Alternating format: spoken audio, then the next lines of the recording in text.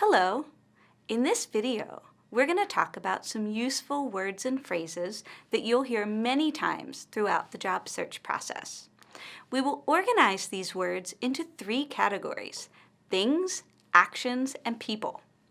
Let's begin with some important definitions of things or general concepts: occupation and career. An occupation is like a job because both are very specific. For example, being a waiter is a job or occupation.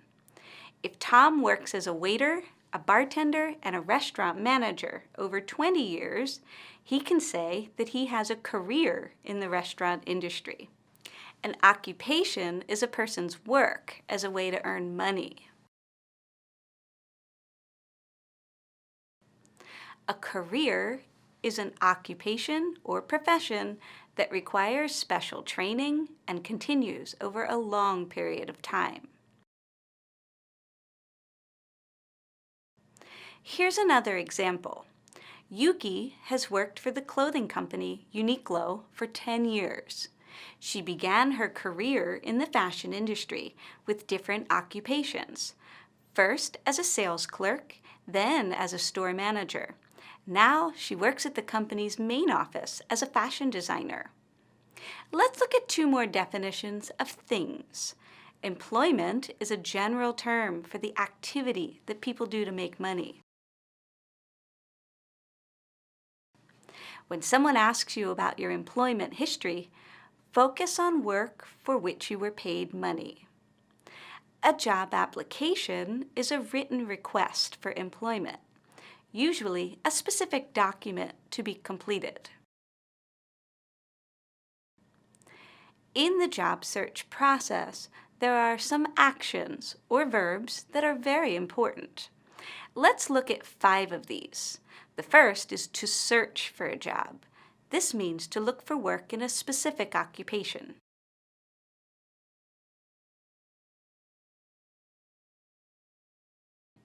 To apply for a job is to formally ask for employment, usually in writing. This means completing a specific job application or sending documents like a resume and cover letter. We will talk more about these later in Units 2 and 3. To interview for a job is to answer questions in a formal meeting. Most interviews are face-to-face, but sometimes people can interview by phone or video calls. To be hired for a job is to be given a job and then paid for the work. If someone says, "You're hired," that means you got the job. To work is to do an activity related to one's occupation. Now, let's move on to people. A job seeker is someone who is looking for a job.